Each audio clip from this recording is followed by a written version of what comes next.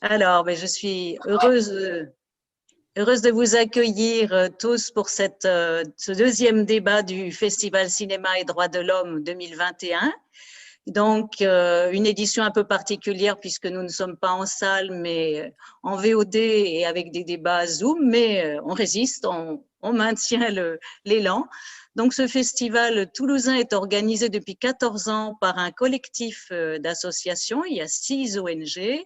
Donc, c'est Amnesty International, l'École des droits de l'homme, Médecins du Monde, Médecins sans frontières, le CCFD Terre solidaire et les Amis du monde diplomatique. Donc, pour ma part, je suis membre du CCFD Terre solidaire. Donc, cette année, nous avons déjà lancé une première séance sur la Palestine et cette fois-ci, c'est un film sur le Bangladesh qui s'appelle donc Made in Bangladesh, que vous avez donc sans doute visionné, et qui illustre la bataille d'une jeune femme ouvrière du textile dans les grandes usines du Bangladesh, et qui essaie de défendre ses droits et les droits de ses collègues en montant un syndicat. Alors, nous avons la chance ce soir d'avoir 3 intervenantes très investies dans les problématiques de ce film. Nous avons tout d'abord Naïla Ajaltouni, qui est donc la coordinatrice nationale du collectif Éthique sur l'étiquette. Nous avons Anne-Marie Viguier, qui est membre du collectif Éthique sur l'étiquette de Toulouse, et Marie Gracier, qui était inspectrice du travail et qui est militante à la CGT. Voilà, alors dans un premier temps assez bref, je vais vous demander à toutes les 3 de vous présenter personnellement et puis de présenter un petit peu votre travail, votre association. Donc Naïla, à vous la parole. Oui, bonsoir et merci de cette invitation, mais d'organiser ce débat autour d'un film qui nous tient beaucoup à cœur. Donc, je m'appelle Naïla Ajaltouni, je coordonne le collectif Éthique sur l'étiquette depuis 2007. Voilà, et donc le collectif, donc moi je suis économiste du développement de formation. Et le collectif que je pilote est un regroupement d'ONG, de syndicats, d'organisations de défense des consommateurs qui se sont donnés pour mission de défendre les droits humains au travail dans les chaînes de sous-traitance mondialisées, des secteurs à forte intensité de main-d'œuvre et essentiellement le textile habillement. Donc, on est un collectif de pression, de pression citoyenne, de plaidoyer. Donc, on fait pression sur les grands multinationales de l'habillement pour les contraindre à respecter les droits de l'homme le long de toute leur chaîne de valeur chez leurs sous-traitants à l'international. Et plus largement, on milite et on travaille de manière très assidue pour imposer des réglementations internationales aux sociétés transnationales avec d'autres collectifs, d'autres ONG et syndicats avec lesquels on travaille beaucoup. Et on a donc, pour nous appuyer dans cette action, une vingtaine de collectifs locaux en France qui relayent les campagnes, organisent des débats et diffusent le message et les revendications du collectif Éthique sur l'étiquette. Voilà, le CCFD Terre solidaire fait partie du collectif Éthique sur l'étiquette. Tout à fait. Le CCFD Terre solidaire est un des membres fondateurs avec Artisans du Monde, ActionAid Peuple solidaire, la CFDT, l'Indecosa CGT, voilà, la Ligue de l'enseignement, Oxfam France. Donc, il y a 17 ONG et syndicats. Et c'est aussi le fait que ce soit un collectif pluriacteur qui nous permet d'être assez fort puisqu'on est présent au sein des entreprises pour éventuellement dialoguer par l'action syndicale, à l'extérieur pour faire pression. Et puis, j'ai oublié de le dire, on travaille avec près de 150 ONG et syndicats dans les pays de production textile, au Bangladesh, au Cambodge, au Sri Lanka, en Tunisie, ce qui nous donne aussi notre capacité de documentation des violations des droits. Et on est par ce biais très, très proche du terrain et des situations de violation. Merci Naïla. On va donner la parole à Anne-Marie pour nous présenter rapidement les actions à Toulouse et elle-même. Oui, bonjour à tout le monde. Alors, Anne-Marie Viguier, oui, je suis membre du CCFD Terre solidaire et référente du collectif Éthique sur l'étiquette Haute-Garonne. Voilà, ici, localement, nous sommes toutes les associations ou ONG, pardon, ou syndicats ne sont pas représentés, mais nous avons Artisans du Monde, la CFDT, la SECO-CFDT, même un membre de la CFDT, puis aussi Oxfam, et peut-être bientôt la CGT, Indecosa, à voir. Voilà, alors notre action ici, comme bien des collectifs locaux en France, c'est faire de la sensibilisation des consommateurs, des citoyens consommateurs, à travers bon, des actions de rue, notamment devant des enseignes des vêtements, et des grandes enseignes, Primark, Zara, H&M surtout. On organise des die-in, enfin des actions de rue pour attirer l'attention et permettre d'aller à la rencontre des consommateurs qui sont là.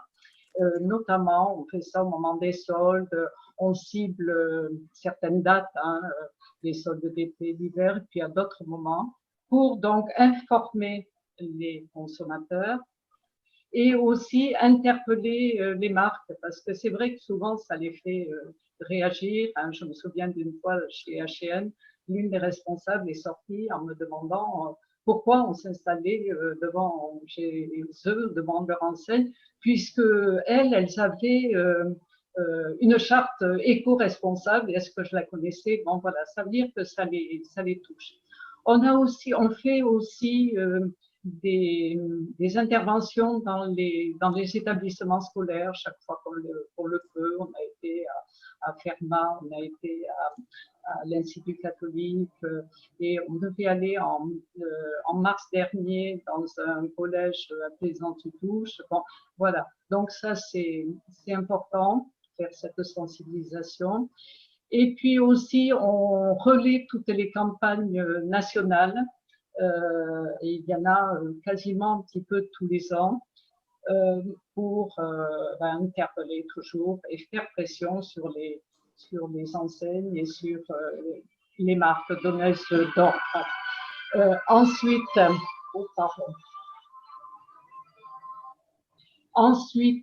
on fait aussi un peu, on essaie de faire du plaidoyer. Dans le sens où, par exemple, en octobre dernier, on a interpellé les maires de certaines communes, de nos communes, par rapport pour qu'ils soutiennent un petit peu un appel pour un traité au niveau de l'ONU. Donc, on leur a écrit, on leur a demandé de s'engager et on a eu comme ça un certain nombre de réponses positives. Et ça nous a permis aussi de nous faire connaître auprès de certains de ces maires. Et en France, je crois qu'il y a eu un certain nombre de réponses positives des maires. Merci Anne-Marie. Très bien. On se souvient d'actions effectivement émouvantes, mais je me souviens par exemple d'une partenaire du Cambodge qui était venue nous un printemps et qui a participé à un dyeing. Elle était en larmes en voyant les actions qui se menaient ici par rapport à la défense de leurs droits. Alors, on va donner… remercier, oui. Oui. Je vais donner la parole à Marie qui va nous apporter son éclairage, enfin l'éclairage de son expérience. Voilà, je suis Marie Gracier. J'étais effectivement inspectrice du travail pendant plus de 20 ans. Avant, je ne faisais pas ça, je faisais autre chose. Et pendant cette expérience qui a duré fort longtemps, c'est vrai que j'ai toujours été très impliquée sur les sujets des effets pernicieux des sous-traitants successives et des relations commerciales perverses. Et lorsque j'étais à la retraite, j'ai assez rapidement je suis allée dans une association qui traite de ces sujets. L'objectif pour moi, c'était de contribuer à améliorer les conditions de vie au travail des salariés dans les pays en développement, alors que ces entreprises dans ces pays en développement sont sous l'autorité lointaine mais réelle des multinationales et de sociétés occidentales.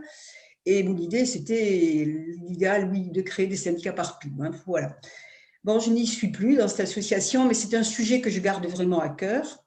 Et par ailleurs, je suis à la CGT, je suis adhérente à la CGT depuis quelque temps, mais sur de tout autre sujet. Mais par contre, je reste donc, ça m'intéresse beaucoup, ce sujet des entreprises, de la manière dont les entreprises gèrent à longue échéance ce travail auprès des filiales dans des conditions épouvantables. Voilà, c'est tout ce que j'ai à dire.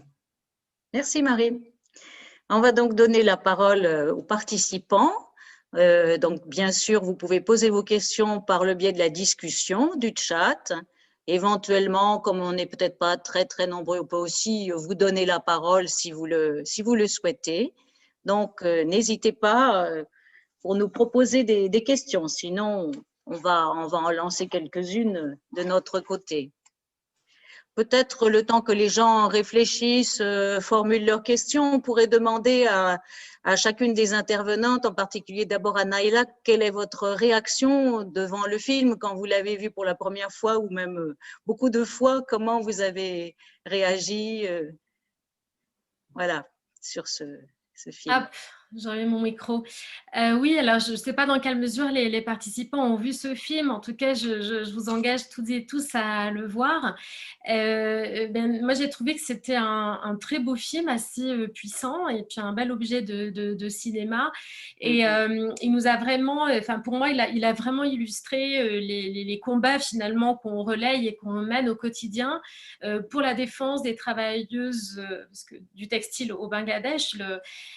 L'industrie de l'habillement dans le monde, c'est 85% de femmes, donc 15% d'hommes, donc il y a des thématiques éminemment féminines et féministes, bien sûr. Et ce film, il a été fait, donc j'ai eu la chance de rencontrer la réalisatrice et puis une des actrices, et la réalisatrice l'a vraiment construit sous la supervision d'anciennes travailleuses du textile. Et donc, oui, et donc c'est un film qui reflète plusieurs choses et qui est très important pour moi. D'abord, la lutte des ouvrières pour leur propre émancipation. Donc on voit finalement comment les travailleuses tentent d'organiser un syndicat au sein d'une usine d'habillement pour défendre leurs droits, voir progresser leur situation d'ouvrière et les obstacles en effet auxquels elles vont faire face. Et à côté, on en parlait en préparant ce débat, finalement les luttes contre le patriarcat qui est constant, parce que pour s'émanciper, elles vont s'opposer à leur superviseur dans l'entreprise, enfin le contremaître, au patron de l'usine, au propriétaire de l'usine, à leur mari et à l'administration. Et à tous ces postes, on a des hommes en fait. Et donc c'est vraiment un apprentissage de deux luttes pour leur émancipation en tant que femme et en tant qu'ouvrière, et les droits qui y sont attachés, hein, des droits en tant que personne et puis des droits en tant que travailleuse. Et j'ai trouvé que c'était très réaliste, c'est exactement comme ça que ça se passe. Et ce combat et comment cette progression, elle est vraiment importante. Et pour moi, ça appelle quelque chose d'autre. C'est un peu notre devoir de solidarité internationale. Je trouve que ce qu'on entend peu dans l'actualité ou dans le film, enfin pas dans le film, mais dans l'actualité, dans la façon dont on pense les ouvrières dans l'habillement à l'international, on fait parfois l'impasse sur leur combat. On a l'impression que ce sont des femmes ou des hommes passifs, et ils sont loin d'être passifs. L'industrie de l'habillement au Bangladesh, au Cambodge, dans tous les pays, en Tunisie, est traversée constamment de mouvements sociaux, de mouvements de grève, de mouvements de prise de parole dans la rue, de manifestations, même de boycott de leur propre outil de travail. Donc on a loin d'être des travailleurs passifs qui attendent qu'on vienne finalement défendre leurs droits. La grande différence, c'est que très souvent, ces femmes et ces hommes, évidemment, ne sont pas dans des états de droit qui leur garantissent la liberté d'expression, la liberté d'association, et se mobiliser, aller dans la rue, manifester, arrêter leur travail. C'est aussi s'exposer à des répressions qui peuvent aller jusqu'à des emprisonnements arbitraires. Il n'y a pas non plus ensuite les procédures judiciaires pour être libérées sont très compliquées. Et en général, là, je sais que les dernières mobilisations entre 2016 et 2018 pour une augmentation de salaire. Ce sont des centaines d'ouvriers qui sont emprisonnés sans motif particulier, qui sont ensuite inscrits sur liste noire, donc qui vont avoir de grandes difficultés à être réembauchés dans des usines une fois qu'ils sont libérés, jusqu'à des tabassages, des violences, et dans les pires des cas, même des ouvriers qui risquent leur vie. Et je trouve que ce type de film nous rappelle que finalement, l'objet de nos combats, c'est ces sociétés transnationales qui, par des structures tentaculaires, échappent aux droits, échappent à des normes sociales auxquelles elles sont soumises en Europe, en France et ailleurs, et qu'elles ne sont pas seulement parties chercher une main-d'œuvre moins chère au Bangladesh, elles sont parties aussi chercher à échapper aux droits sociaux, à des normes, faire de l'évasion fiscale. Donc ça nous redit pourquoi on doit à tout prix réguler, remettre du droit dans cette mondialisation en régulant l'activité de ces grandes sociétés transnationales. Alors il y a une question en effet très intéressante sur la loi devoir de vigilance. Je ne sais pas, tu me diras si je l'aborde maintenant ou après. Oui, à moins que Marie, voulez-vous ajouter quelque chose? Ouais. Allez-y Marie, puis après on viendra à la loi sur le devoir de parce que vigilance. ça peut être un point en tant que tel. Voilà. Je voudrais ajouter quelque chose s'agissant du film et des sujets qu'il soulève. Alors, c'est sûr que j'ai un regard qui tient compte de mon métier précédent, mais si on transpose cette réalité qui est actuelle à ce qui s'est passé à la fin du 19e siècle dans les entreprises françaises, en tout cas, il s'agit des mêmes caractéristiques. Les employeurs fonctionnaient de la même manière et de manière bien moins violente, ils fonctionnent toujours de la même manière, c'est-à-dire qu'ils supportent difficilement la mise en place de syndicats, que ça se traduit par la tentative de dissuader les salariés de monter un syndicat par le biais de menaces, ou alors ils les achètent. C'est la même chose, c'était déjà vrai, c'est toujours vrai. Et s'agissant aussi du patriarcat, du poids de la religion, on est dans les mêmes schémas.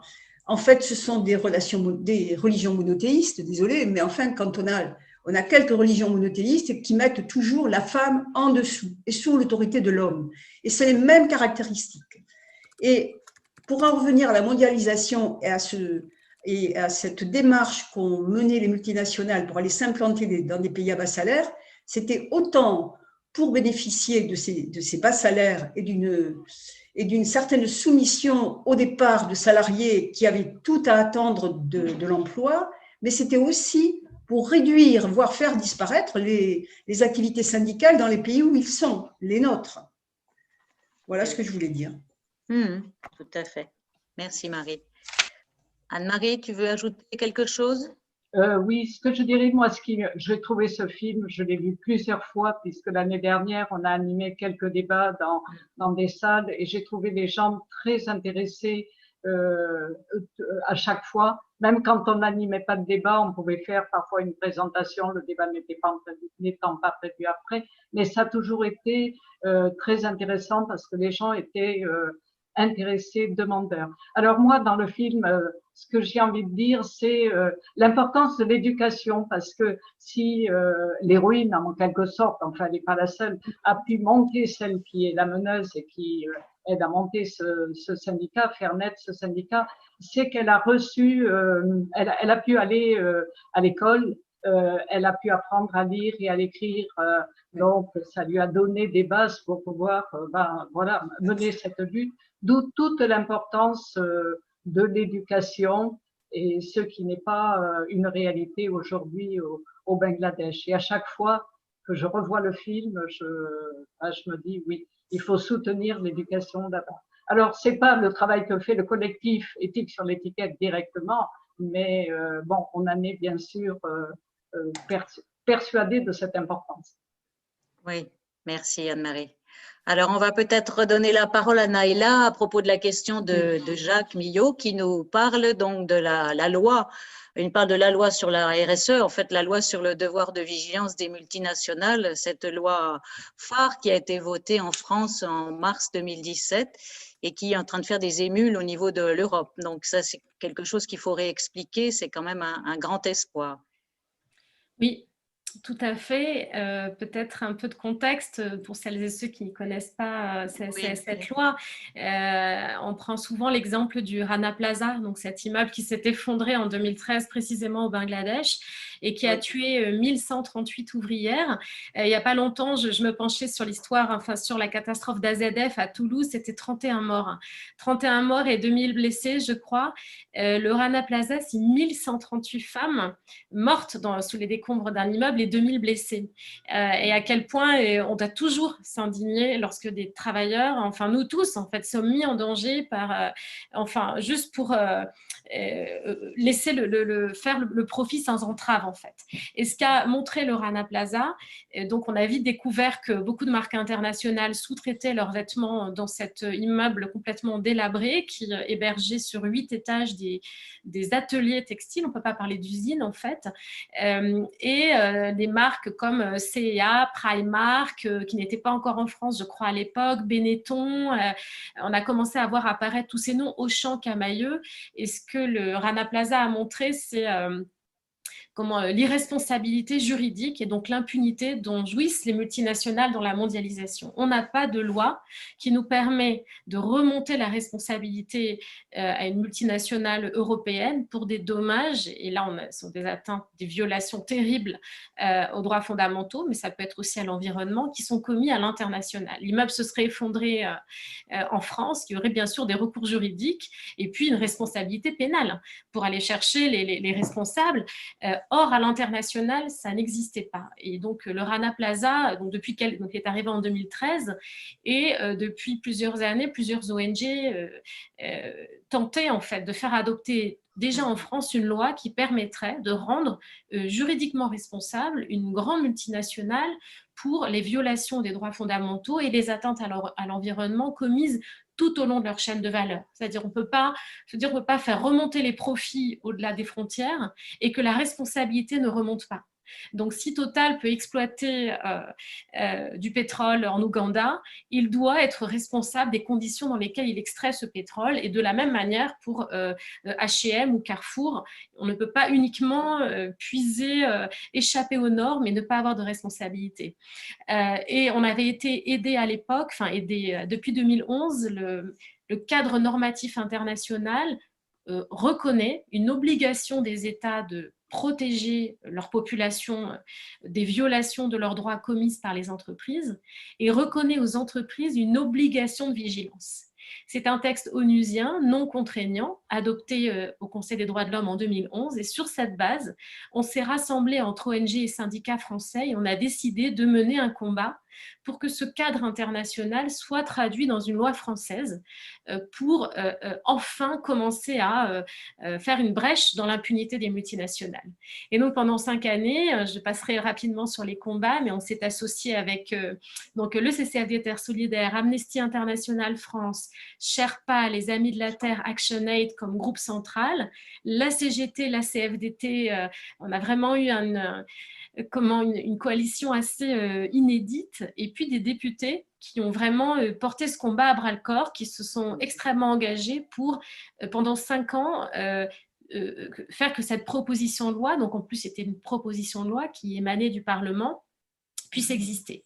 Donc, après 5 ans de confrontation au lobby, au ministère de l'économie, dont je rappelle qu'à l'époque, il était piloté par un certain Emmanuel Macron, qui a été un des premiers opposants à la loi les plus importants opposants à la loi devoir de vigilance. Donc, je le dis parce que ça dit aujourd'hui la fragilité. Cette loi, on l'a arrachée contre les lobbies économiques, contre des ministres qui ne croyaient pas au fait qu'il fallait réguler les multinationales, et en pesant notamment par une mobilisation citoyenne très importante. Donc, les collectifs locaux de toutes nos organisations se sont organisés pour interpeller les députés pendant plusieurs mois, pour organiser des événements. On a vraiment fait en sorte que ça devienne une question de débat public. Et puis, il y a eu tout un travail de lobbying citoyen, en fait, pour argumenter, plaider, pour dire on doit avoir des lois de justice sociale sur ces questions internationales. Elle a été adoptée en mars 2017.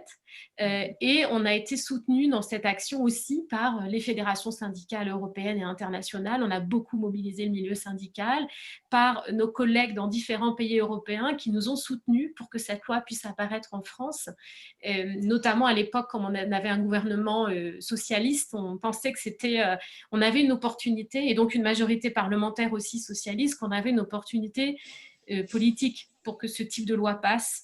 Et je pense qu'on n'aurait pas pu, avoir le même succès aujourd'hui. Et cette loi, bien sûr, l'idée, ça n'est pas qu'on régule seulement au niveau français, c'est qu'on ait au moins une directive européenne. Et puis, il y a aussi des travaux pour une norme internationale qui existe. Mais enfin, on sait le temps de la construction d'une loi au niveau européen. Une directive, ça peut prendre 5-10 ans. Et on sait aussi que l'Europe n'est pas un espace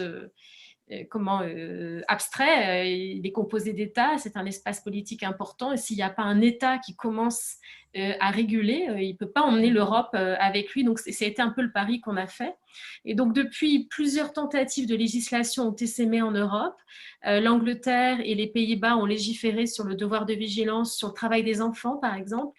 Mais c'est vrai que la loi française est assez révolutionnaire dans le sens où elle est très large, et donc elle oblige les très grands groupes français à publier la liste des mesures qu'elles vont prendre pour prévenir les violations des droits fondamentaux tout au long de leur chaîne de valeur. Et on peut, c'est la première fois au monde en fait, saisir un juge si elle ne publie pas ce plan de vigilance ou si ce plan est mal réalisé. Et en cas de nouveaux dommages graves, on va pouvoir aller engager la responsabilité juridique de l'entreprise, donc saisir un juge français pour des dommages commis à l'international. C'est ça le côté révolutionnaire de la loi. Alors pour répondre rapidement où on en est, c'est une loi quand même de compromis qu'on a négocié. Ce n'était pas la loi rêvée des ONG. Nous avions proposé un volet pénal, un volet de sanctions plus abouti. On ne souhaitait pas que ce soit limité seulement aux très grands groupes. Ça veut dire qu'aujourd'hui, plusieurs grands groupes, notamment d'habillement, qui n'ont pas 5000 salariés en France, échappent à cette obligation. Mais enfin, elle nous a permis de, voilà, comme disait souvent Danielle Auroi, la députée qui avait porté la loi au départ avec nous, c'est un pas dans la porte, et on essaye de l'ouvrir aujourd'hui avec une directive européenne pour lesquelles des travaux sont engagés. On attend l'adoption du rapport parlementaire principal au début du mois de février. Et à partir de ce rapport parlementaire qui est pour nous important parce qu'il a été porté avec ambition, avec un vrai volet de responsabilité, etc., eh bien, tout le travail va être que la Commission s'en saisisse et puis résiste aux lobbies économiques qui vont vouloir amoindrir ce texte et les obligations qui vont leur incomber. Donc en France, la loi n'est pas totalement mise en œuvre, malheureusement, parce qu'il n'a pas été prévu d'instance pour contrôler la publication des plans de vigilance. Donc c'est encore le boulot des ONG, malheureusement, et des citoyens. Et on va faire en sorte que sur les enseignements de la loi française, on construise une directive européenne plus ambitieuse. Et peut-être je mettrai dans le chat un lien vers un document de recommandation collectif qu'on vient de publier et qu'on envoie à tous les députés. Notre travail de pression, de plaidoyer citoyen va continuer aussi pour essayer qu'on ait une directive européenne qui pallie les difficultés de la loi française. Oui, Naïla, on a reçu hier du CCFD justement une lettre qui demandait de remplir une consultation par rapport à cette… Tout à fait. Voilà. Donc, absolument. J'ai transmis et il faut retransmettre pour que… Marie, je crois que je ne vous l'ai pas transmis, il faut que je vous l'envoie. Voilà, donc je peux le mettre dans le chat parce que ça, oui, c'est une chose proposée aussi par la Commission européenne, c'est que tout citoyen puisse donner son avis ou en tout cas dire ce que doit être une telle loi de devoir de vigilance. Alors bien sûr, on n'est pas armé en tant que citoyen lambda, nous aussi on apprend comment, et donc on a proposé collectivement, là toutes les ONG au niveau européen et puis impliquées sur la loi en France, on a proposé que d'aider en fait les gens à faire cette consultation citoyenne avec un formulaire pré-rempli. Et donc, l'idée, c'est qu'un maximum de gens y participent. Donc, je vais mettre tout ça dans le chat pour une action directe qu'on puisse faire, que vous pourrez faire tout de suite, demain, et surtout diffuser. Oui, parce qu'il dit que c'est écrit que c'est jusqu'au 8 février qu'on doit répondre. Voilà, la consultation se termine le 8 février. Oui, c'est ça. C'est assez rapide, hein, c'est quelques clics en fait. Oui, c'est très vite fait, oui. Et donc, les organisateurs sont donc une chambre du travail fédérale d'Autriche, une autre fédération des syndicats autrichiens, la Coalition européenne pour la justice économique, la Confédération européenne des syndicats, les Amis de la Terre Europe, et après une très longue liste d'associations, dont celles que Amnesty, le CCFD, Clean Clothes Campaign, voilà, etc., etc., On a une très grosse coordination d'ONG basées à Bruxelles et de syndicats basés à Bruxelles, et ça, c'est quelque chose d'assez formidable. On arrive à se coordonner pour essayer de faire, de faire peser le rapport de force un peu plus pour des valeurs qu'on défend collectivement. Voilà. Et puis on voit qu'il y a tous les pays, il y a vraiment beaucoup de pays qui sont représentés. On voit que c'est proche du terrain, comme vous disiez. Oui, tout à fait. Très bien. Alors, oui, juste une remarque. Je me souviens aussi que, donc, par rapport à cette loi, les ONG avaient c'était réparti un petit peu l'observation des premiers rapports qui avaient été rendus par les entreprises. Je crois que le CCFD avait eu la question alimentaire des entreprises du domaine alimentaire, et que ce qu'il avait constaté, c'était que c'était extrêmement rapide le rapport, qu'il n'y avait vraiment pas grand-chose, quoi. Donc, ils avaient été contraints à faire quelque chose, mais ça n'allait pas très loin. Donc, il y avait encore beaucoup d'efforts à faire pour être plus contraignant. Tout à fait. Oui, c'est ça. Marie, voulez-vous ajouter quelque chose? Pour l'instant, non, parce que j'ai écouté passionnément ce que disait Naïla, et non, je ne peux rien ajouter. Très bien. Tu as une longue expérience quand même aussi. Voilà. Oui, oui, on pourra en reparler. Oui, oui. Alors, est-ce qu'on a d'autres questions? Non, j'ai vu une phrase encourageante. Ah si, peut-être une phrase qui dit que ces femmes faisaient preuve d'un immense courage devant les obstacles qu'elles rencontraient. Oui, mais après, c'est les recommandations pour la directive européenne. Très bien. Françoise, il y a plusieurs personnes qui ont levé la main. Ah, d'accord. Peut-être je vais... Alors, donne-leur la parole parce que, ah oui, c'est Galaxitab, c'est ça? Ah oui, d'accord. Alors, Claire et Jacques, voyons. On peut donner la parole à Claire et Jacques, alors. Comment je fais? Oui, je voulais Jacques. remercier, parce que c'est moi qui avais posé la question tout à l'heure sur la RSE. Oui. Je remercie très chaleureusement Naïla d'avoir donné toutes ces précisions. Alors, juste pour mémoire, pour ceux qui cherchent des infos là-dessus, il y a de temps en temps dans la revue alternative économique, alors je ne sais plus quand maintenant, ça fait plusieurs mois, mais il y a eu des articles assez récemment qui faisaient le point justement sur la mise en œuvre de cette loi en France et les difficultés que Nella vient de rappeler. Hein. Donc je suis complètement d'accord avec elle. C'est un système, un combat très compliqué, à la fois au niveau français, mais surtout européen, et peut-être même au-delà. Donc je crois que le combat n'est pas terminé et qu'il y a encore beaucoup de travail. Merci en tout cas de ces précisions. Avec plaisir. Merci Jacques. Alors, on va donc donner la parole à Galaxitab. Oui, allô, vous m'entendez? Oui. Oui. Bonjour. Jean-Pierre Clémoula. Oui, bonjour. Juste une question. Ah, c'est Jean-Pierre. Oui, une question concernant justement la RSE.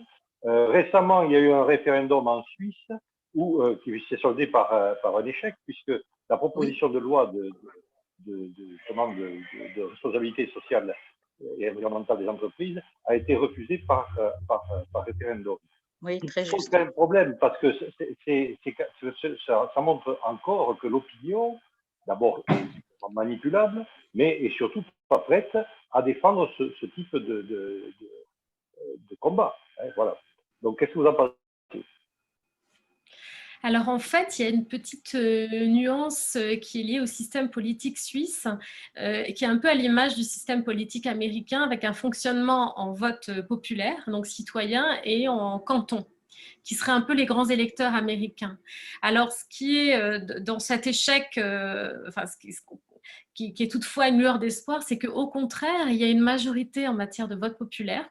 Donc les gens ont en majorité voté en faveur de cette régulation, mais les cantons qui sont en fait les cantons les plus riches et là où les entreprises et les fédérations patronales sont les plus présentes, hein, ça c'est l'analyse que nous ont donnée aussi nos collègues suisses et qu'on a vu dans les médias, là ces grands électeurs ont davantage pesé parce que ce sont des cantons plus importants. Donc nos collègues suisses, nos premières réunions avec les collègues suisses, c'était peut-être en 2012-2013, on s'est vraiment suivi pas tous ensemble. On est intervenus là-bas, ils sont venus ici, les députés on est venus exposer, on a toujours essayé d'ouvrir au niveau européen ces sujets.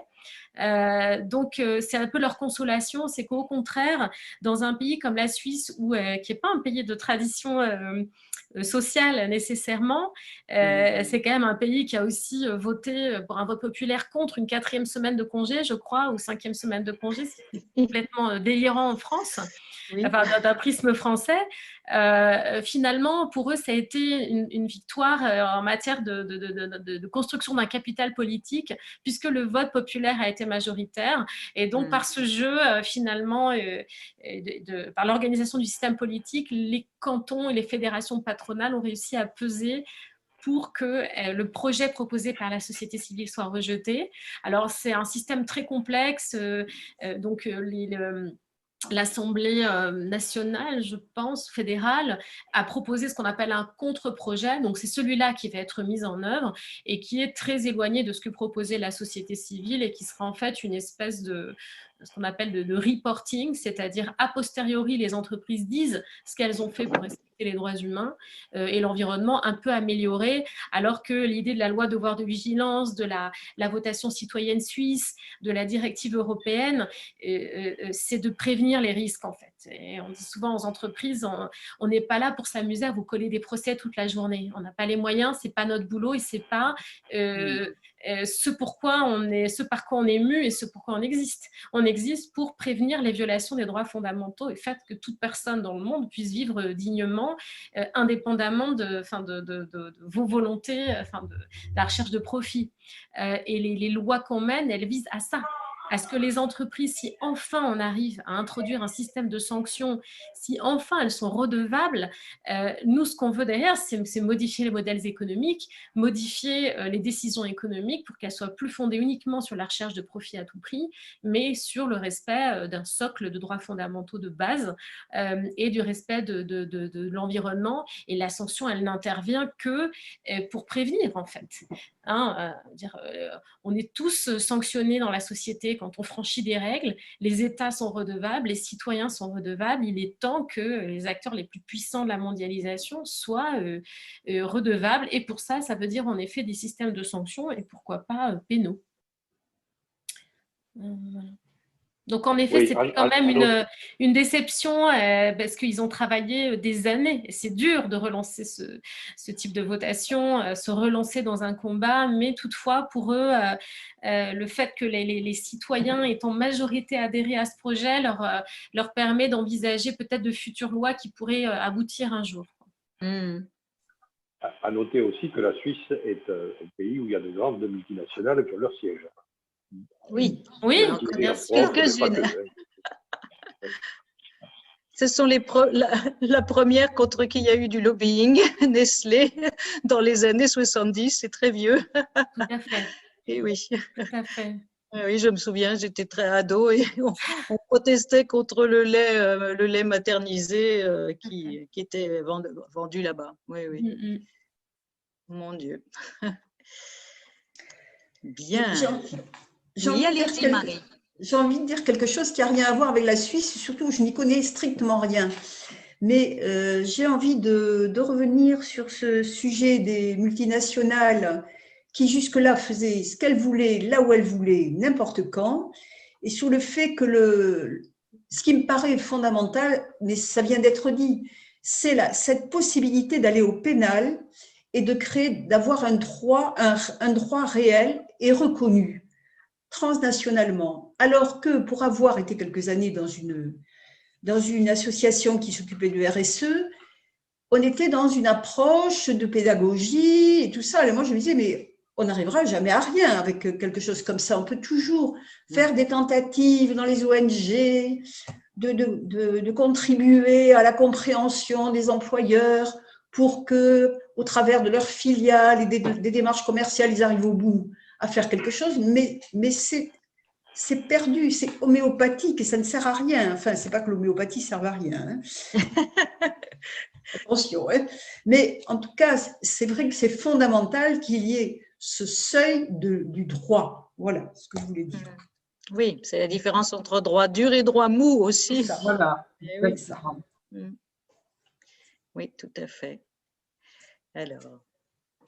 Après, je voudrais rajouter que c'est fondamental. Et puis maintenant, quand on voit les dégâts, on sait maintenant les dégâts que le droit mou a permis de laisser continuer. Donc, il faut arrêter. Il faut s'orienter vers une démarche beaucoup plus volontariste et cette loi le permet. Voilà. C'est tout. Merci. Bon, y a-t-il d'autres questions, d'autres remarques?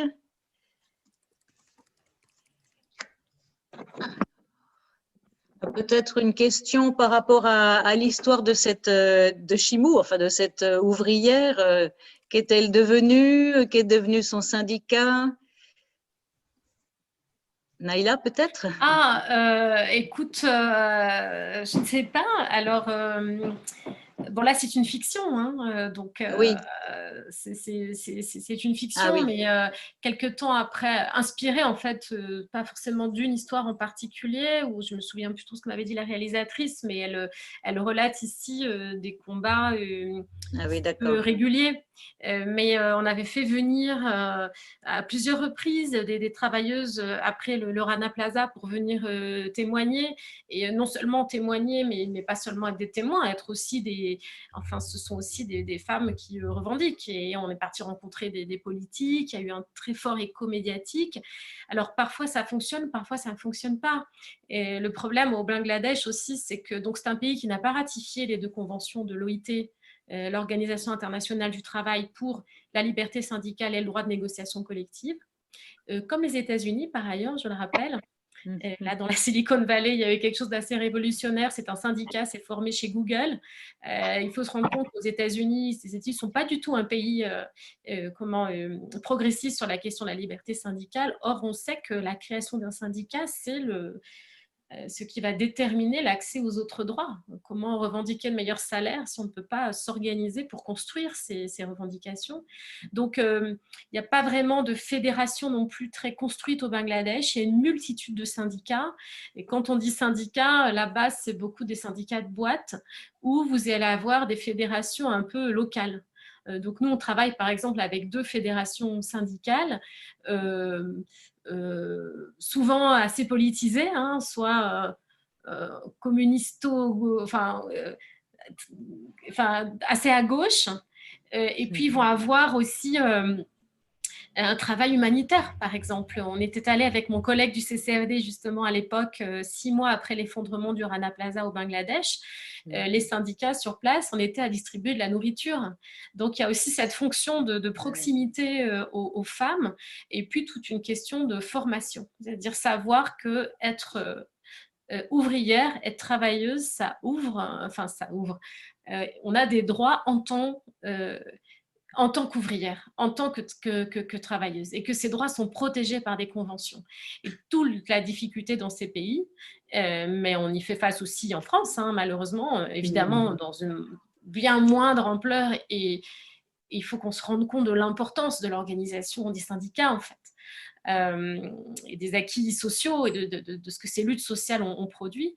La difficulté là-bas, c'est comment faire quand, en effet, l'état de droit est faible, l'État est défaillant, et il n'y a pas le socle de conventions internationales sur lequel s'appuyer parce que l'État les bafoue.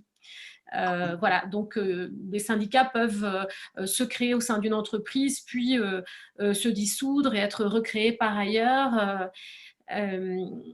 Voilà, un pays comme la Tunisie, par exemple, qui a une longue tradition syndicale, parce que l'UGTT était impliqué dans la vie politique. C'était sous Ben Ali le seul espace où il y avait aussi un espace qui crée un rapport de force et dans lequel il y avait toutes les tendances politiques.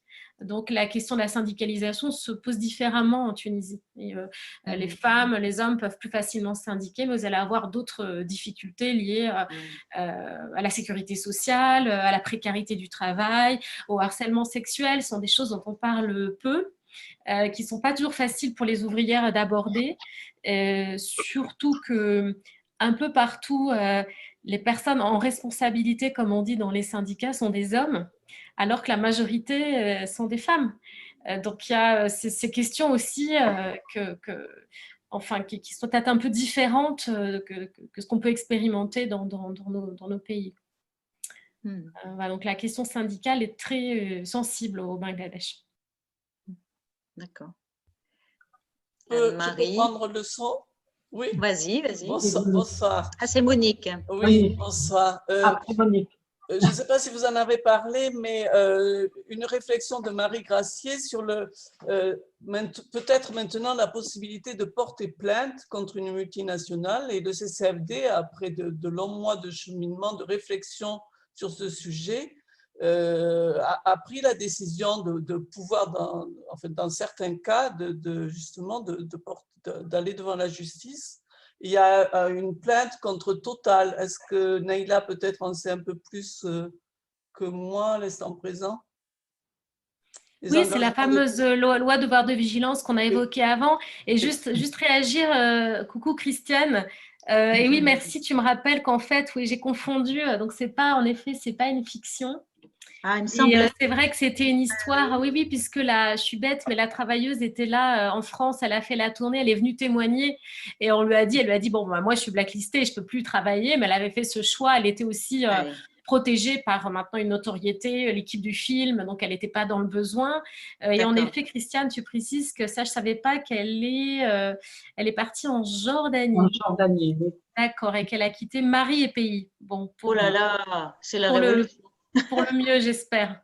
Oh là là. Et donc, la loi dont tu parles, Monique, c'est en effet la loi devoir de vigilance que j'ai évoquée tout à l'heure.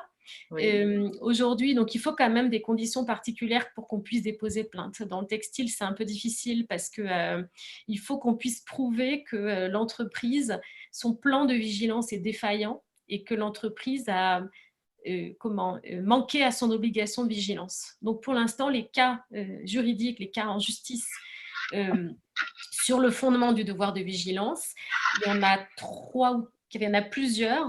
Bon, ce serait un peu compliqué d'expliquer, mais c'est sur le premier article de la loi sur le plan de vigilance. Et en effet, nos organisations sont impliquées sur Total en Ouganda. Donc ça, c'est le premier cas pour des violations des droits des travailleurs et de l'environnement à l'international, donc en Ouganda et en Tanzanie. Ce sont les Amis de la Terre au Mozambique. Ce sont les Amis de la Terre et Survie qui ont, donc après des mois de travail, décidé de saisir la justice parce que Total, dans son plan de vigilance, a ignoré un projet gigantesque sur ces deux pays qui met en péril la vie, l'habitat et les droits de 30 000 personnes qui sont déplacées, empêchées de cultiver leurs terres, mal indemnisées et en même temps avec des risques pour l'environnement. Donc, ils ont construit ce dossier énorme juste pour dire déjà votre plan de vigilance ne convient pas. Avec le CCFD Terre Solidaire, ActionAid et donc Éthique sur l'étiquette, on a décidé de porter ce qu'on appelle une contribution volontaire, c'est-à-dire d'appuyer ce cas en tant qu'ONG ayant travaillé très longtemps sur cette loi pour que la décision de la Cour d'appel ne mette pas en péril la loi. Alors, où on en est, c'est que les organisations ont été déboutées par le tribunal judiciaire qui renvoie à un tribunal de commerce le fait de juger du contenu du plan de vigilance. Alors, je ne sais pas quel est le niveau de connaissance des participants, donc je ne veux pas entrer trop dans le détail, mais les organisations ont décidé de faire appel. Et c'est là qu'on est intervenu avec donc ces deux autres orgas pour appuyer Survie et les Amis de la Terre. L'idée, c'est de dire, est-ce que c'est un tribunal de commerce, c'est-à-dire des commerçants, de juger du plan de vigilance? Nous, on souhaite que ce soit un tribunal judiciaire parce que pour nous, ça n'est pas une question de technique et de gestion, c'est bien une question liée aux droits humains. Et on a perdu en appel tout récemment. On va probablement se pourvoir en cassation. Ce sont des discussions actuellement. Parce qu'il y a pour nous un enjeu, comme c'est le premier cas, il y a aussi un enjeu de jurisprudence pour faire en sorte que, même si dans ce cas-là, on ne juge pas les violations encore, on en est à juger la réalité et la teneur du plan de vigilance, donc d'un document. Il s'agit là pas d'un plan de vigilance sur les questions internes à l'entreprise, mais sur son impact sur la société et les tiers. Et donc, on a vraiment une importance pour nous à ce que ce jugement soit cassé. Et la CFDT, les syndicats s'étaient joints aussi, la CFDT de son côté s'était joint aussi à cet appel. Donc, il y a là une mobilisation des organisations un peu historiques pour faire en sorte que, au moins, tout ce qui a trait au devoir de vigilance, même le document, ne passe pas par des commerçants, mais bien par des juges, des magistrats du tribunal judiciaire. Remarquez, c'est une lutte qui commence, mais bon, c'est déjà une avancée quand même, déjà qu'on le fasse. Oui, oui, tout à fait, oui. D'ailleurs, on voit les juristes, des séminaires de juristes d'entreprise qui commencent à travailler sur ces cas, à se défendre. Moi, j'ai été contactée par une fédération de l'habillement qui m'ont dit clairement, bon, on entend parler de procès, on préfère prendre contact avec vous avant que les procès nous tombent dessus. Donc, voilà, je les ai secoués, j'ai dit, vous savez, il était temps, ça fait des années que du côté des fédérations de l'habillement, il ne se passe rien. Vous avez même des entreprises qui vous dépassent. Or, c'est aussi le rôle de fédération patronale de se poser un peu ces questions de modèle économique, d'impact sur les droits fondamentaux. Donc, quand même, la peur de la sanction, et on voit au niveau européen, on a déjà des fédérations patronales qui s'agitent pour dire ce qu'ils veulent voir dans cette directive européenne, c'est-à-dire rien. Et surtout pas de sanction.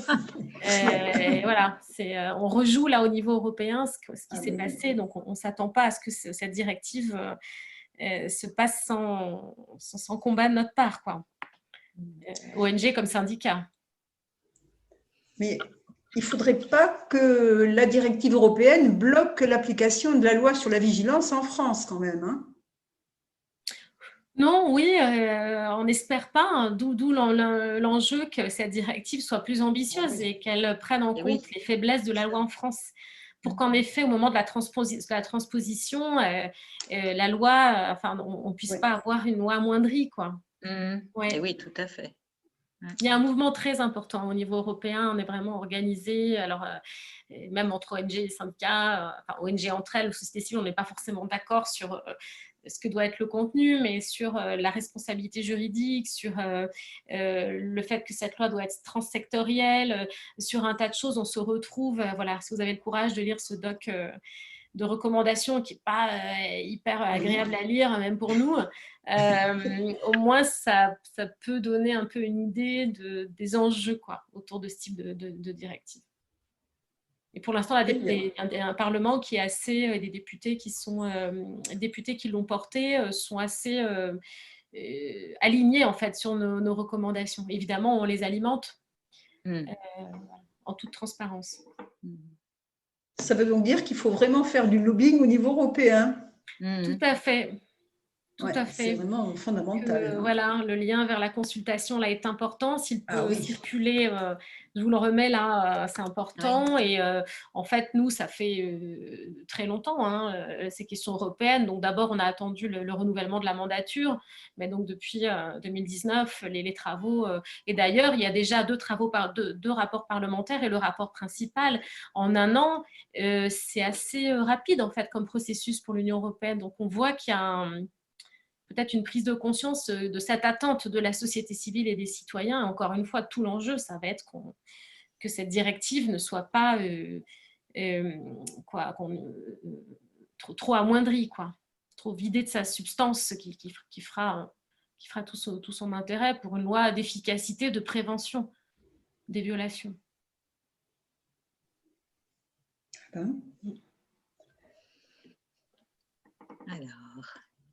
Alors, oui. Je reviendrai bien un petit peu Anne-Marie. en arrière, mais au Bangladesh, où la loi sur le devoir de vigilance. Mais par contre, en 2013, après le drame du Rana Plaza, il y avait eu un accord contraignant sur la sécurité des usines et la prévention des incendies au Bangladesh, qui avait été signé par des multinationales de l'habillement à l'époque et des syndicats bangladais et internationaux.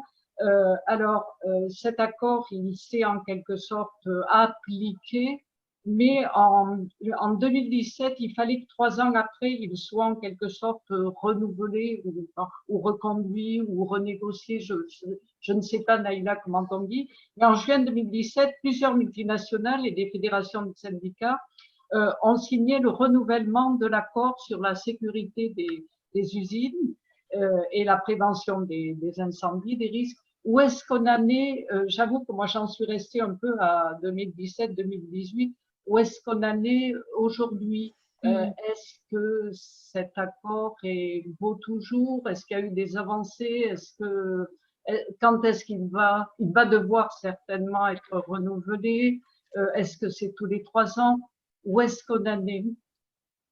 Alors, c'est malheureusement un des reculs qui ont eu lieu au Bangladesh, c'est-à-dire que donc, quand le Rana Plaza s'est effondré, en effet, on a contraint les entreprises transnationales de l'habillement à signer un accord qui est contraignant, par lequel elles s'engagent à financer un système d'inspection pour rénover les bâtiments, les usines au Bangladesh.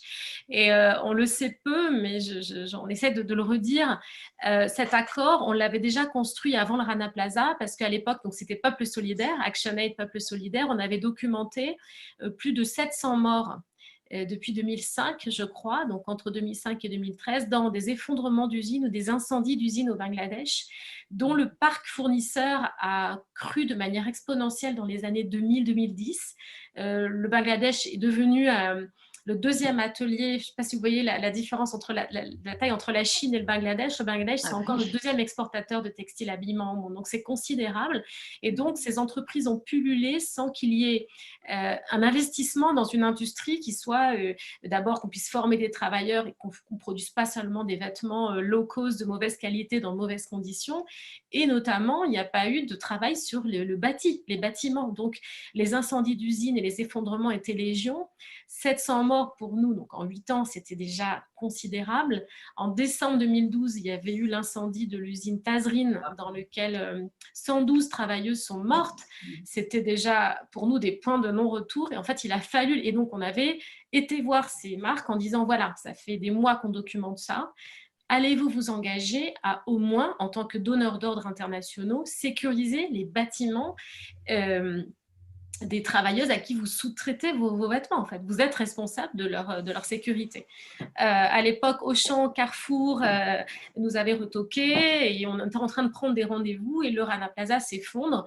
Et au mois de mai, donc un mois après, donc évidemment là c'est une mobilisation internationale, avec Industrial, donc la fédération syndicale de l'industrie internationale, nos réseaux européens, etc. Là, il y a eu un branle-bas de combat et les entreprises sont venues signer cet accord a posteriori parce qu'elles avaient besoin aussi de redorer une image sérieusement écornée, quoi. C'était fait un tel scandale, voilà. Donc cet accord, il a eu des effets immédiats et très importants. Il a permis de sécuriser entre 1500 et 1700 usines. Donc on pense que le Bangladesh compte de 1500 3000 encore une fois, usine, c'est des bien grands mots, disons atelier de travail, donc c'était très important, il y a une vraie sécurisation, les donneurs d'ordre et les marques ont mis de l'argent, et ce qui s'est passé au bout de 5 ans, donc cet accord durait 5 ans, et au bout de 5 ans, il y a eu vraiment une concertation entre le gouvernement du Bangladesh, la fédération patronale locale de l'habillement qui est très puissante, dont le bâtiment lui-même est construit de manière totalement illégale sur un terrain meuble, c'est un grand bâtiment luxueux, voilà, ça montre aussi la connivence entre le milieu politique et économique de l'habillement au Bangladesh, qui est vraiment stratégique pour le pays, et les grandes marques qui ont décidé qu'au bout de 5 ans, cet accord, elles n'en voulaient plus. Et donc, il y a eu une action en justice contre l'accord. Donc, l'accord, c'est à la fois un accord, c'est à la fois un contrat, mais c'est aussi une institution, si vous voulez. Il y avait des bureaux au Bangladesh, 50 personnes avaient été embauchées pour organiser les inspections, organiser le suivi. Voilà. Et donc, il y a eu une action en justice contre l'accord, qui est la Cour suprême a voté en faveur du fabricant qui avait dénoncé l'accord parce qu'il l'embêtait dans ses rénovations, et l'accord a été expulsé. Et ça a fait quand même un tollé dans nos milieux, et donc on a essayé de négocier avec le gouvernement du Bangladesh. Il y a une pression aussi donc par réseau interposé pour dire le Bangladesh reculerait sur quelque chose de très emblématique à ne pas vouloir que l'accord reste parce que les rénovations ne sont pas terminées. Donc, entre 2018 et 2021, il y a eu un nouvel accord et l'idée, c'est donc transitoire, moins contraignant. L'accord est quand même expulsé. Il a été remplacé par une espèce d'instance tripartite bangladaise avec les ONG en supervision. Et là, a priori, l'accord, enfin, donc cette instance, l'idée, c'était que l'État construise des institutions assez sûres pour garantir cette question au moins de la sécurité, hein, parce que là, on ne parle que de la sécurité et pas des salaires de misère, de la liberté syndicale, etc. Ce qu'on voit au Bangladesh, c'est que le pays a vraiment envie de tourner la page et de recommencer le business as usual, et qu'on arrête de mettre la lumière sur finalement cette industrie qui est une industrie de misère, hein, pour les travailleuses et les travailleurs. Et donc, à nouveau, là, 2021, on vient d'entamer 2021, donc voilà, pour conclure, il va y avoir à nouveau des négociations pour qu'il y ait encore une instance de vérification des usines au Bangladesh, mais c'est possible que là, on perde, quoi, en gros. Voilà. Je ne sais pas si c'était clair, mais… Oui, oui. Et là, j'ai sous les yeux le bouquin Devoir de vigilance d'Olivier Petitjean, et il dit que actuellement encore des centaines de petits accidents faisant peu ou pas de victimes continuent d'avoir lieu toutes les semaines ou presque dans les ateliers textiles du Bangladesh ou d'ailleurs. Seuls les plus spectaculaires parviennent à se frayer un chemin jusqu'aux médias occidentaux, à côté des pages de pub pour Zara, Adidas ou les autres marques qui s'y approvisionnent. Voilà. Donc ça, à propos je voudrais revenir sur les plans de vigilance, sur l'analyse. Alors, j'ai regardé quelques documents, et notamment le bouquin de Petitjean, mais sur l'analyse qui a été faite par les ONG des plans de vigilance, il ressort que parmi les multinationales qui en ont fait, et il n'y en a déjà pas beaucoup, et celles qui ont fait un plan de vigilance repèrent bien la notion de santé-sécurité, s'intéressent à ce sujet, mais ne s'intéressent pas du tout ni aux salaires extrêmement bas qui ne permettent pas aux gens de vivre, ni aux durées excessives du travail qui, en tant que telles, sont transparentes, ne sont pas visibles. Alors, je me demande, et quand on regarde le contenu de la loi sur le devoir de vigilance, la manière dont c'est…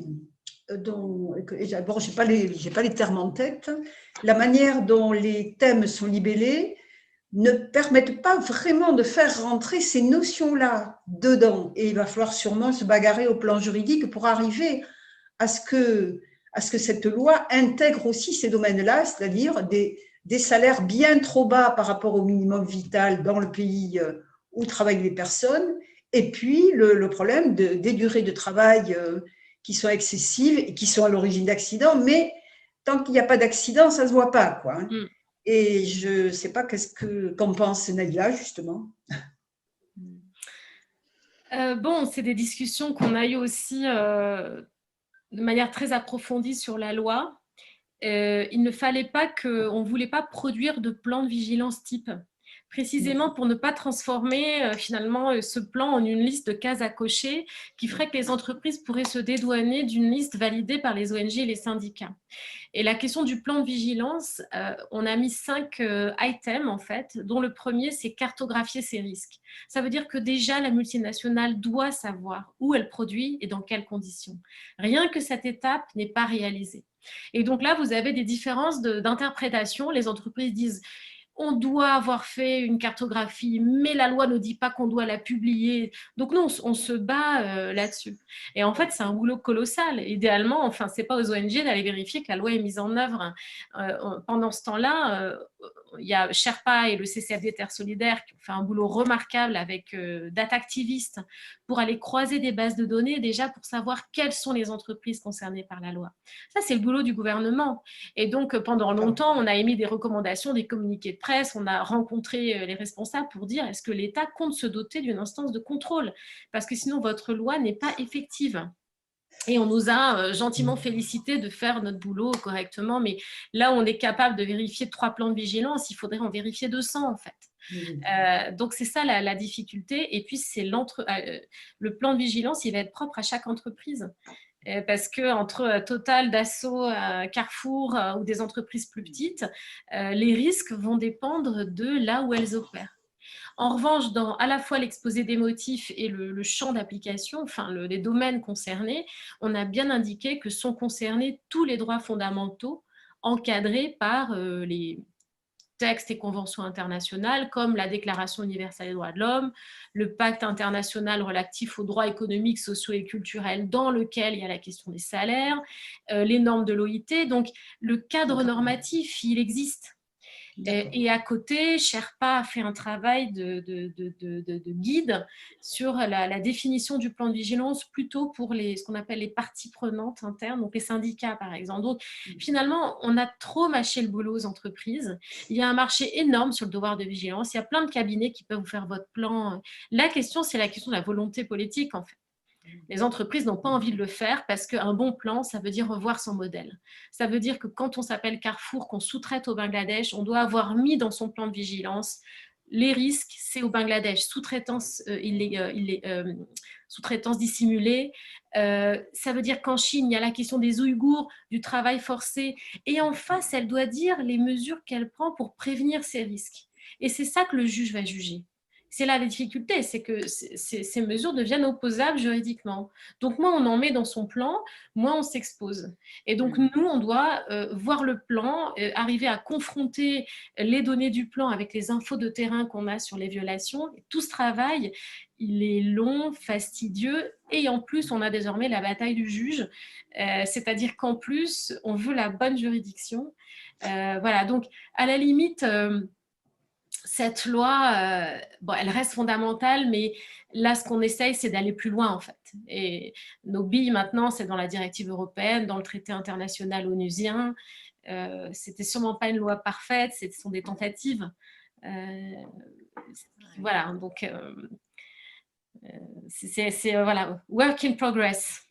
Je crois que Jean-Pierre veut prendre la parole. Oui, sur la Chine, justement, je signale qu'il y a un article qui est sorti dans Le Monde hier, qui signale que l'accord Union européenne-Chine de libre commerce a été publié hier et qu'on y trouve effectivement pas beaucoup de précautions en ce qui concerne les droits de l'homme et tout ça. C'est-à-dire que ça reste vraiment tout à fait, le problème des Ouïghours en particulier, est totalement ignoré. Donc, à prendre connaissance de ce... Parce que ce rapport, c'est pareil, comme toujours, qui a été élaboré dans le plus grand secret. Jusqu'à maintenant, personne n'en avait connaissance. Il a été publié hier. Donc, c'est quelque chose de tout à fait nouveau à savoir. Et puis, bien sûr, nos amis chinois, il faut leur faciliter nos investissements chez les Chinois et faciliter la venue des matières chinoises. Et ce que dit le Monde, je n'ai pas lu en entier l'article parce que je ne suis pas abonné, c'est qu'en particulier, les Allemands en Europe poussent beaucoup là-dessus parce que c'est important pour leur exportation. D'accord? Voilà, bon, je n'en dis pas plus, mais à savoir, c'est une information à prendre en considération.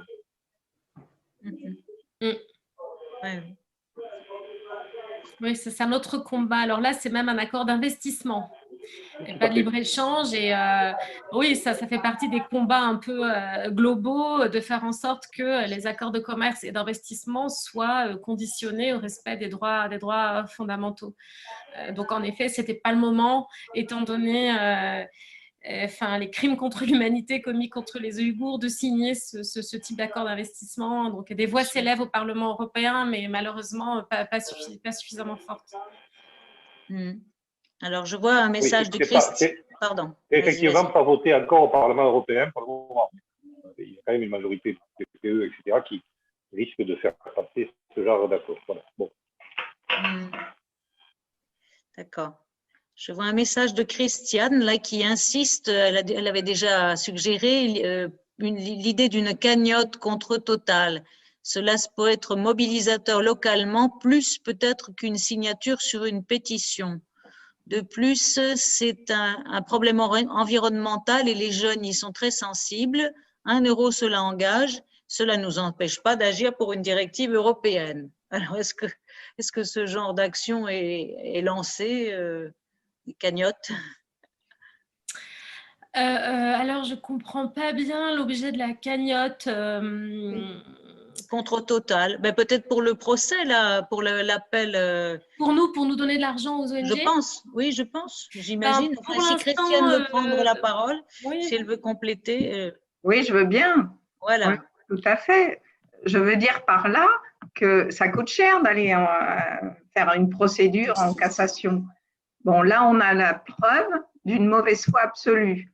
Nous renvoyer sur un tribunal de commerce, c'est se payer la tête de nous tous.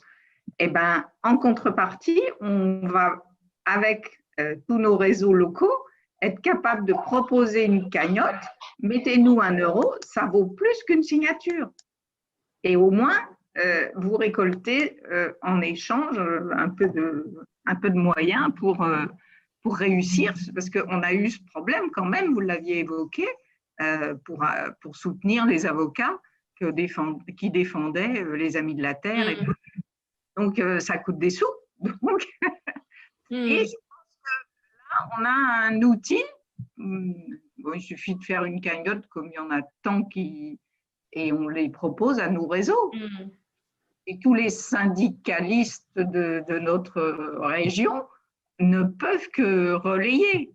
Je veux dire, là, on a vraiment, puis c'est français, c'est franco-français, là. On a une opportunité à saisir. Hein. Ouais. Bon, Naïla. Ouais, on va la noter. Pour l'instant, on a réussi à financer nos actions en justice parce qu'elles ne sont pas si nombreuses.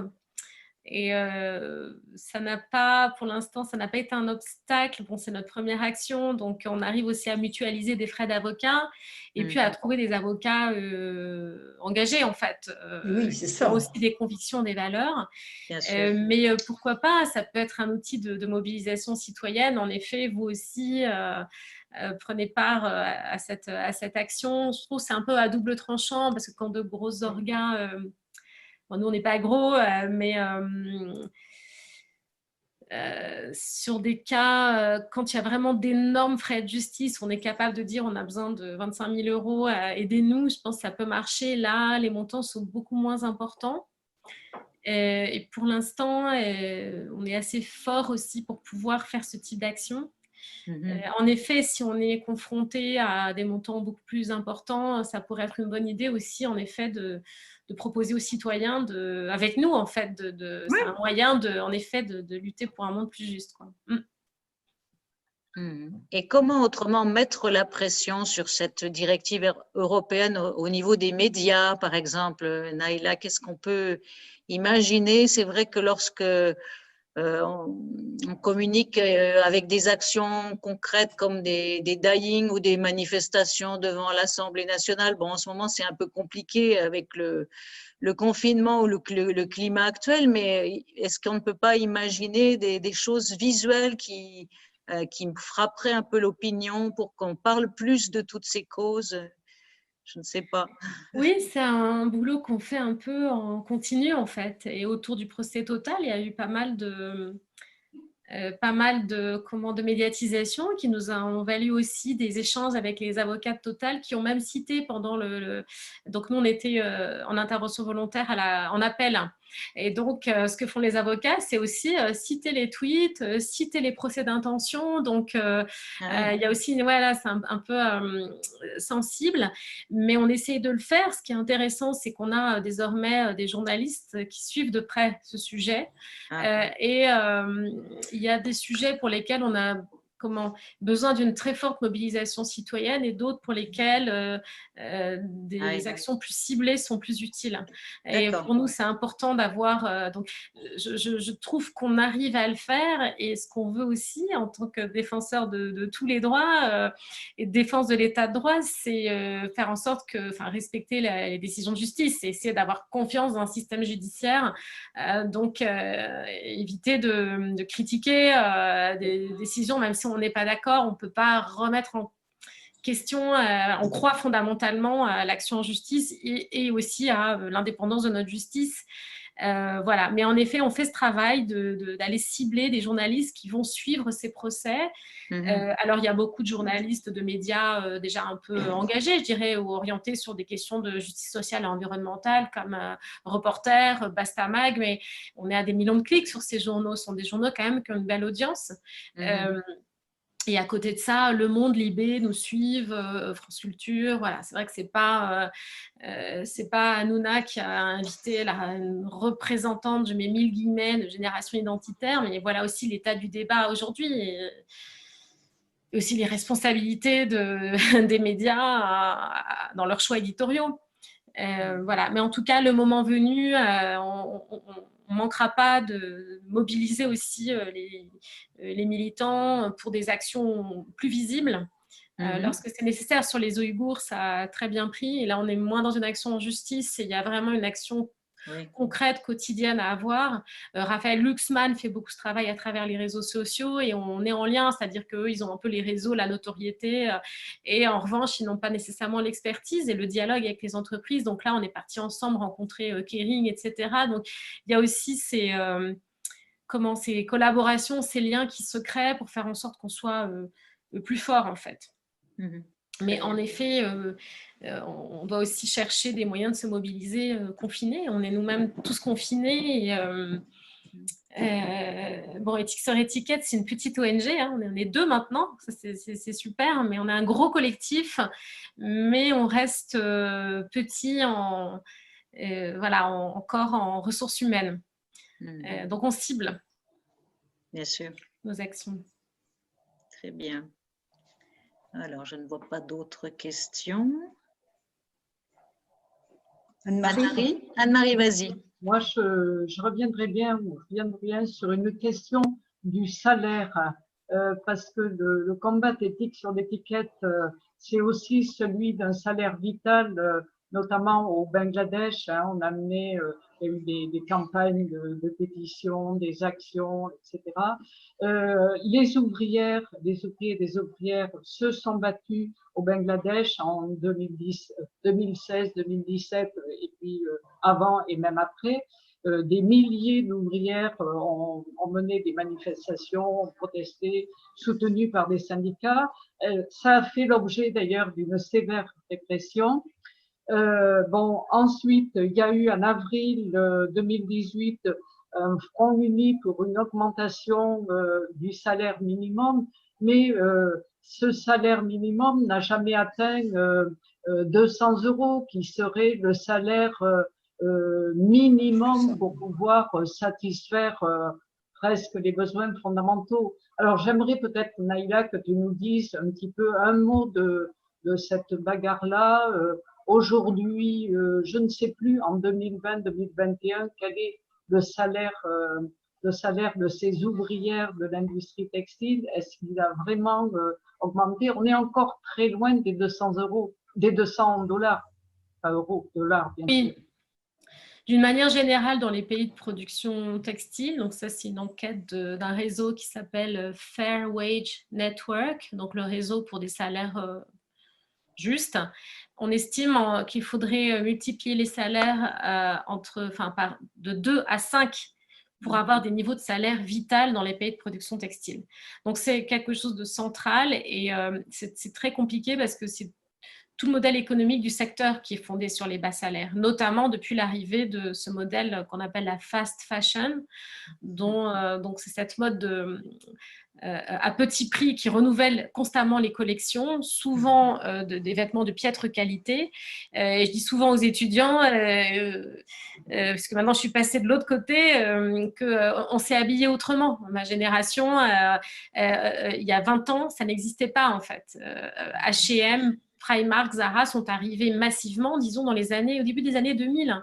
Ça veut dire qu'avant, on s'est habillé autrement, indépendamment des classes sociales, voilà, et on se distinguait, comment peut-être les moyens financiers, on se distinguait par l'argent qu'on était capable d'investir dans des marques intermédiaires, etc. Mais il n'y avait pas ce système, donc ce système a été créé en fait. C'est un besoin qui a été créé et ce n'est pas les consommateurs qui tout à coup se sont dit « je veux plein de vêtements à bas prix ». Ça, je trouve ça important parce qu'on parle souvent de la responsabilité du consommateur, elle est centrale, mais elle est sans commune mesure avec celle des multinationales et des pouvoirs publics qui encouragent ce type de modèle.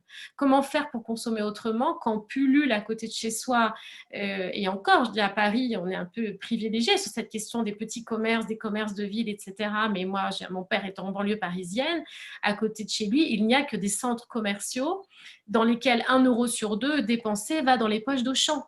Et là, vous allez trouver les Kiabi, les CEA, les Primark, bon voilà, je digresse un peu, mais ça, cette question de la responsabilité individuelle, elle est centrale comme acte citoyen, mais on ne doit pas dépolitiser. Et quand je dis on, c'est évidemment les pouvoirs publics, les marques qui font reposer la responsabilité sur le consommateur. Il faut qu'on change ces modèles. Et il faut qu'on change ces modèles en disant on ne doit plus avoir une industrie dont le modèle économique est production à bas coût pour vendre à bas prix, en volume pour faire du profit. H&M et Primark font des milliards de chiffre d'affaires parce qu'ils compensent leur faible coût d'achat en volume. Et donc, ils ont des stratégies de déploiement de leurs boutiques dans les centres-villes et pas que les centres-villes et en ligne parce qu'ils ont besoin de vendre beaucoup en volume. Or, le secteur de l'habillement est un des secteurs les plus polluants et responsable je ne sais plus de 20% des émissions de gaz à effet de serre. C'est monumental, en fait. On ne sait pas recycler du textile. On recycle 15 à 20% des textiles dans le monde. Tout le reste, on ne sait pas le faire. Et la fast fashion, qui produit des vêtements dégradés de piètre qualité avec des fibres très mélangées, nous empêche. On ne sait pas recycler un vêtement qui est composé à 5% de viscose, 10% d'élastane, 30% de coton, 10% de cachemire. Enfin, donc, voilà, il y a tous ces enjeux. Et donc, en effet, il faut qu'on trouve les moyens d'avoir une industrie dans laquelle on cesse de faire pression sur les coûts pour vendre en volume. Et il y a un gros travail d'élévation des salaires au niveau national dans les pays de production textile. Et en effet, là, il y a une responsabilité des États et les accords commerciaux d'investissement sont un bon exemple où il faut qu'on puisse augmenter les salaires. Nos derniers rapports, c'est en Europe. Bulgarie, Ukraine, j'oublie Bulgarie, Ukraine, Serbie, Monténégro, les femmes gagnent parfois 40 € au mois. C'est peut-être pas les mêmes conditions de travail qu'au Bangladesh, mais ce sont aussi des femmes exploitées, et là, c'est en Europe.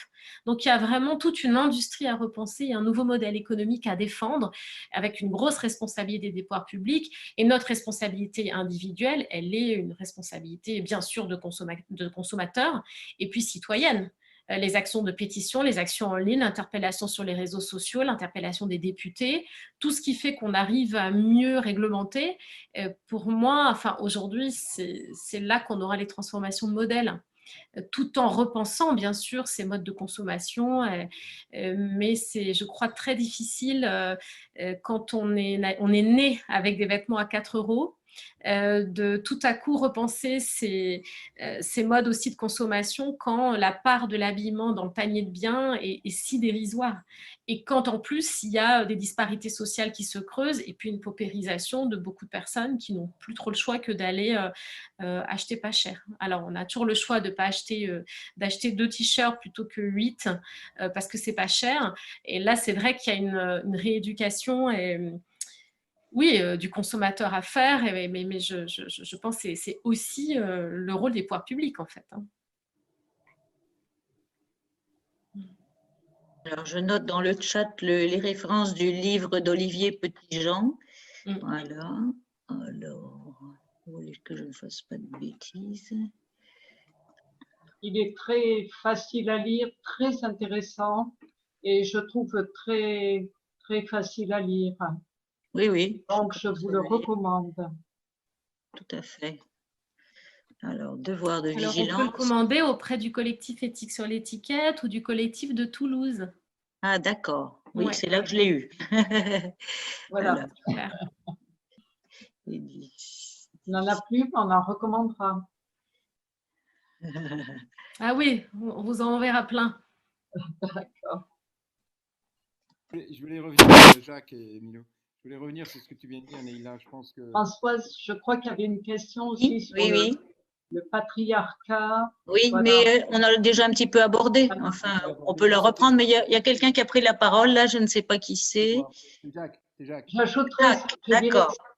Je dirais, Ah oui. Oui, je voulais revenir sur ce que vient de dire par rapport Neila, à je ça, pense ce que- qui m'a frappé, ce que j'ai appris, que les salles de cinéma au Bangladesh ne sont pas autorisées aux femmes, elles sont réservées aux Ah, hommes. Est-ce que c'est une erreur ou est-ce que c'est toujours vrai?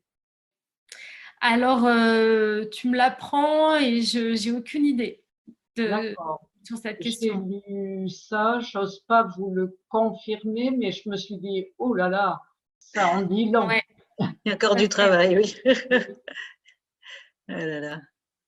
Je crois que Oui. quelqu'un a pris Qui la est-ce qui voulait parole. parler? Oui, Qu'est-ce que j'ai vu? Oui, Claire c'est et Jean. Jacques. Hein. C'est Oui. Jacques, d'accord. Mais c'est pas Vas-y, grave. Jacques. Oui, je voulais revenir sur ce que vient de dire Neila. Je pense que tout le débat que Anne-Marie avait lancé sur les salaires, tu l'as très bien repris, Neila, oui, pour élargir ce sujet, parce que je pense que tout le modèle économique que tu décris dans ce Texic, il est aussi valable souvent ailleurs. Hein. Il est particulièrement fort en Texic, mais pas que là. Toute la société de consommation à bas coût qu'on renouvelle tous les 6 mois, les smartphones, c'est pareil. Hein. C'est un gâchis absolument monumental, et un gâchis de ressources, un gâchis de matières premières. Enfin, on peut pas continuer comme ça. Enfin, je veux dire, aujourd'hui, cette question-là, tous les pays développés se la posent, enfin, tous les consommateurs se la posent de plus en plus, et ça nous force, nous, en particulier, moi je pense à nos petits-enfants. Jacques, parle plus près du micro. Oui, bah là, je vais faire mieux. Je dis Je n'ai que rien quand on entendu. voit le comportement de nos petits-enfants Mieux, c'est mieux. par rapport à tous ces problèmes de consommation, c'est pas que dans le textile, encore une fois, tous les appareils électroniques divers et variés, c'est le même problème, quoi. C'est du jetable, du remplacement tous les 6 mois. Enfin, Oui, oui, c'est c'est sûr. pas possible. Le problème de l'éducation, je pense en particulier à nos petits-enfants, parce que c'est un conflit permanent, quoi. Moi, je me suis battu avec mes petits-enfants parce qu'ils sont nés là-dedans, ils sont complètement formatés par la société de consommation, et il n'y a pas moyen de les faire changer. C'est un combat, mais c'est faramineux, quoi. Je pense que cette question-là, elle va se poser de plus en plus, quoi. Les ressources de la planète sont limitées, on le sait, et si on continue comme ça, on court à la catastrophe. Enfin, c'est une évidence. C'est une évidence. Hmm. Enfin, je trouvais que le débat que tu avais lancé est bien plus large que celui strictement réservé au textile. Oui, oui, bien Oui, sûr. mais avec une particularité quand même, c'est-à-dire qu'à la différence de l'industrie électronique que tu évoques, dans laquelle il y a une forte valeur ajoutée, il y a un niveau de technicité, c'est très différent dans le secteur de l'habillement.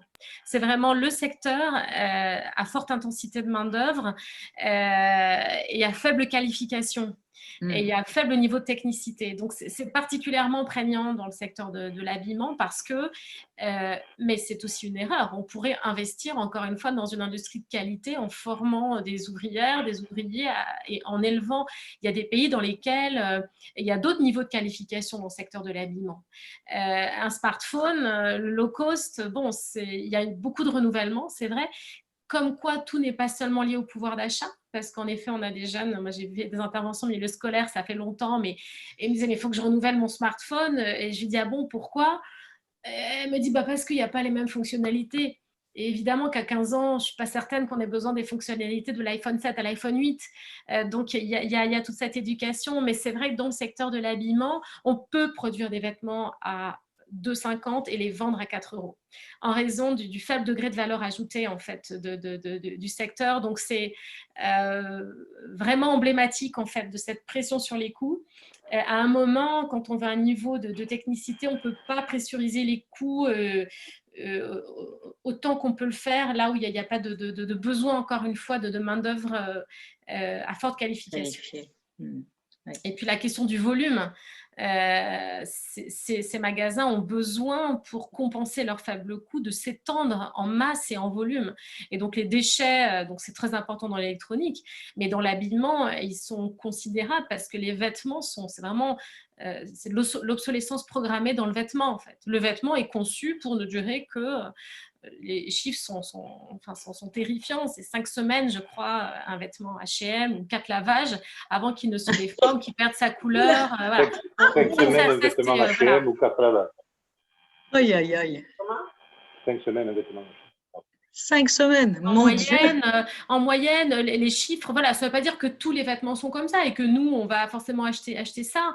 Mais non. quand vous regardez les chiffres de la fast fashion, c'est en moyenne 5 à 6 semaines, enfin la mode jetable. Je trouve que c'est une C'est bonne incroyable. traduction en français. Ah, ouais. Bon. Pierre a demandé la parole, là, je vois. Oui, oui, Alors, oui. Pierre, on Oui, t'écoute. mais moi, je voulais revenir sur le film lui-même. Ce film, Made in Bangladesh, il est vraiment remarquable. Et je crois que, puisqu'on est encore une trentaine, là, je pense, à être dans le débat, 26. il faut en faire la promotion parce que tout est dit de façon très subtile, hein, parce que elle cite juste au tout début le fait qu'elle a échappé à un mariage forcé à 14 ans, etc.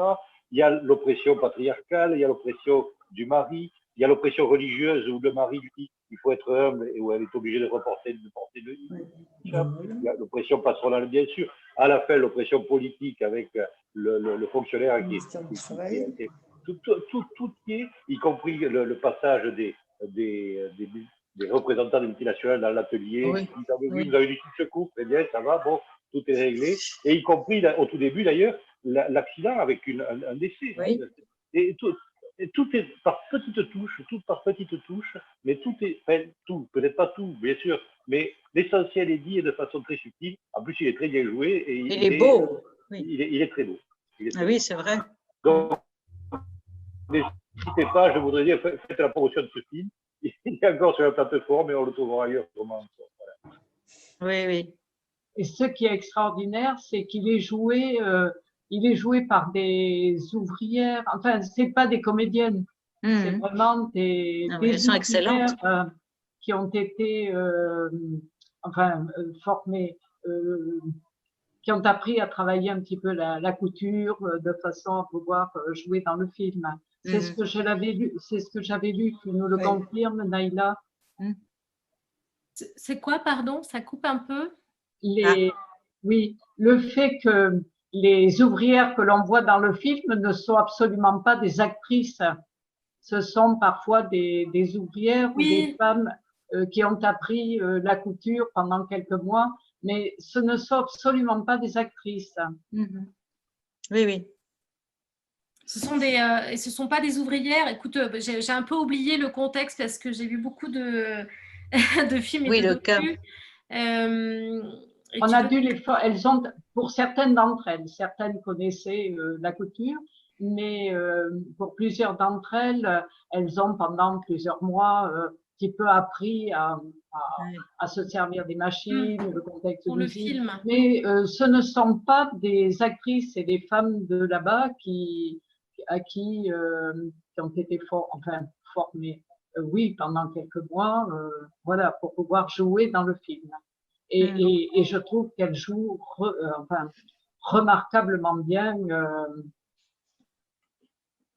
tout au long. Oui. Des actrices. Parce que je pense que ça a fait écho à leur situation d'une manière ou d'une autre, à beaucoup de femmes dans le monde d'ailleurs. Beaucoup de femmes dans le monde. Je pense que toutes nos sociétés ont à se poser des questions sur la façon dont le patriarcat s'est imposé finalement. Et donc, voilà, il y a des choses qui nous choquent un peu plus parce que là-bas, on a l'impression qu'il y a plusieurs couches. Mais enfin, on n'est pas en reste dans de nombreux pays. Je vous rappelle que les Argentines viennent juste d'obtenir le droit de l'avortement, y compris en cas de viol, de malformation. Donc, beaucoup de pays ont à se poser les questions du droit des femmes, en fait, et d'une égalité, pas seulement en droit, mais effective. Tout à fait. Bien. Je vois qu'il est 19h33, que nos participants s'amenuisent un peu. On va peut-être clôturer ce débat vraiment passionnant en remerciant nos trois intervenantes, Naïla, Marie et Anne-Marie. Merci beaucoup pour votre passion, votre compétence. Continuez bien cette bataille à laquelle nous participons au niveau local, mais avec intérêt, beaucoup d'intérêt aussi. Donc, écoutez, je vous souhaite à tous, à toutes une excellente soirée. Et puis, continuons la mobilisation citoyenne, politique, tous ensemble. Merci beaucoup. Merci à tous. Merci. Restez nombreux. Merci, bonsoir. Au revoir. Au revoir. Merci.